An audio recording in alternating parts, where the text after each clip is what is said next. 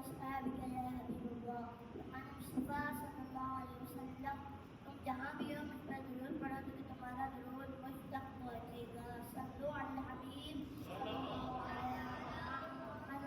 اللہ علیہ وسلم.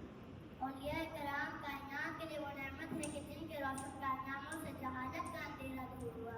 اولیاء کرام کے کردار کی خوشبو جہاں پہنچی وہاں اس نے اخلاق عام ہوا.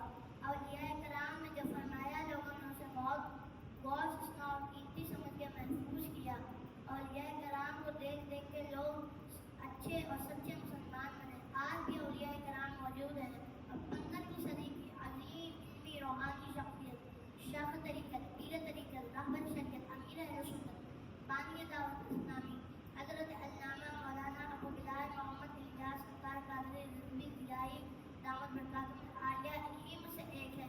میرے پیر و مرشد امیر اہل سنت 26 رمضان مبارک 1369 ہجری مطابق 1950 عیسوی کو پاکستان کے مشہور شہر کراچی میں پیدا ہوئے. آپ بہت چھوٹے تھے تو والد گرامی صوفی عبدالرحمن کا انتقال ہو گیا. یتیمی کے باوجود بچپن میں والدہ کی اعلیٰ تربیت ان مدینہ سے محبت اور علماء اہل سنت کی صحبت امیر اہل سنت کی شخصیت خوب نقل